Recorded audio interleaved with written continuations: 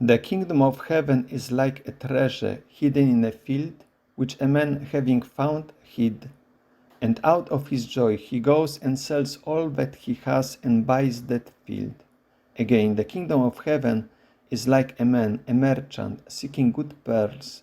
So having found one valuable pearl, having gone, he sold all that he had and bought it. Again, the kingdom of heaven is like a net, thrown into the sea, and gathering of every kind. When it was full, having drawn it ashore, and having sat, they collected the good into containers, but the rotten they threw away. So it will be at the end of the age. The angels will come out and separate the evil from the righteous, and throw them into the furnace of fire, where there will be weeping and gnashing of teeth. Have you understood all this? They say to him, Yes.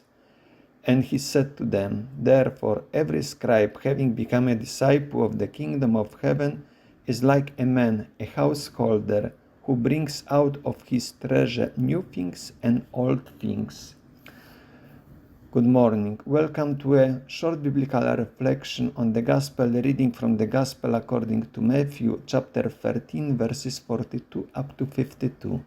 I have entitled it God's Kingdom like a treasure, pearl, and a net. The Gospel reading for the 17th Sunday in Ordinary Time, Year A. This is the third part of the teaching of Jesus in the parables in the Gospel according to Matthew chapter 13. The other two parts we have read in the previous Sundays. This part contains three parables, but truly speaking, even there is the fourth one in the last sentence. The first one, the kingdom of heaven is like a treasure.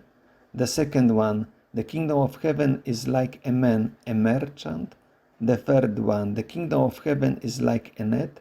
Both the second and the third one are introduced by the same particle translated as again and again. And the last one is a comparison concerning every scribe who has become a disciple of the kingdom that is like a man, a householder. In two instances, the word man, which is generic, is specified by other term. This concerns the second parable, that the kingdom of heaven is like a man, a merchant. Quite often just the word man is omitted and is translated a merchant. And in the last sentence, that is like a man, a householder. So this generic term man is specified by its function. Concerning the last word, householder, I have translated it in this way because we found it also this word in the parable of the weeds, that this master is called the householder. In fact, we read in verse 27, And the slaves of the householder came and said to him, Master, did you not sow good seed in your field? Where then did these weeds come from? And also additionally, we have in that verse 27, we have statement about the good seeds. In fact, in the parable of the weeds, the word good seed is found 4 times. And now in this parable of a merchant, of a man, a merchant, I translated also literally, not beautiful, but good pearls, because this word good occurs in those parables a couple of times. Apart of the good seed, we have also good soil in verse 8 and verse 23. And then also we have here now in the third parable of the net, we have also that collected the good against the rotten, good into containers, the rotten, and they threw away. And then those good and the rotten are spelled out, that the good are the righteous ones, while the rotten are the evil ones. Concerning the first two parables, they are very similar. Since they are very similar, one of the striking differences is that in the conclusion, that he goes and sells all that he has and buys that field. It is in the present tense, while in the second parable, Having gone, he sold all that he had and bought it is in the past sense, but that difference doesn't has impact really on meaning. And what makes the difference, because those two are concerning something precious, valuable. In the first case, this man which found the treasure, as I translated also quite literally, and out of his joy he goes. So this joy is something which prompts this person consequently to go and to sell whatever he has and to buy that pit. The joy of finding the kingdom of heaven like a treasure. The second parable adds another aspect. Firstly, but we have a man who is specified as a merchant, so most probably has already various other valuable and nice looking good pearls, but is not still happy, satisfied, because he still continues to look for search. And now good. This word good would imply not the external beauty, but the moral beauty, as already I mentioned, because connecting to good soul and good seed.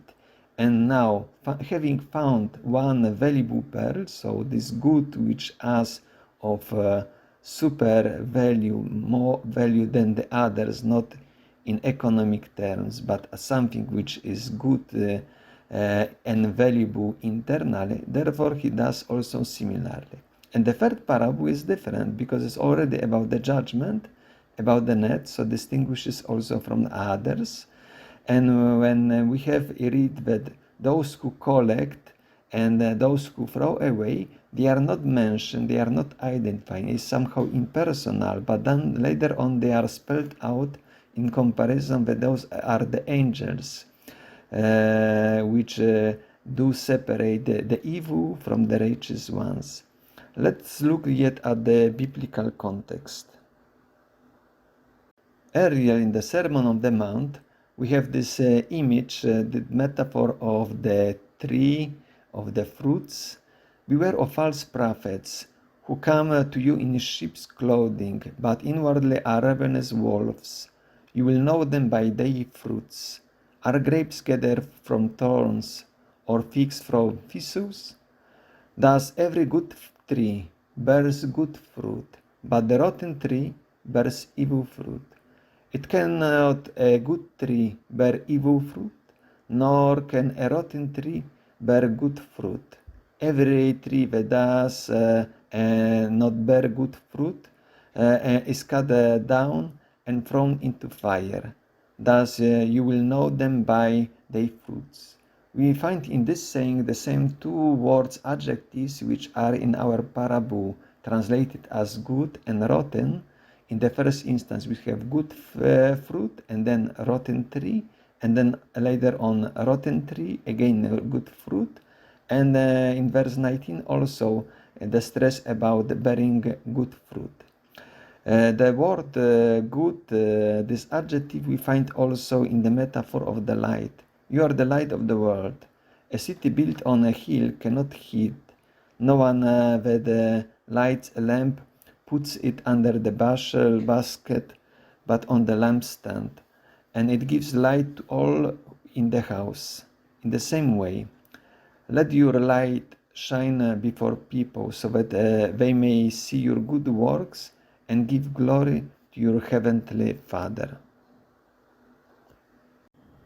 So those two selected texts from the Sermon on the Mount from the chapter 7 and chapter 5 illustrate additionally that concerning our parable concerning good pearls, we are dealing with moral goodness, internal goodness, not the external beauty. Now concerning the last parable, that comparison between the scribe who has become a disciple of the kingdom, that is like a man, a householder. In the parable of the weeds, this householder is the Son of Man, Jesus Christ. Now the disciple who is imitating his master also eventually will become a householder and has to bring out, we have here the same verb practically, the same root of the verb as previously translated that threw away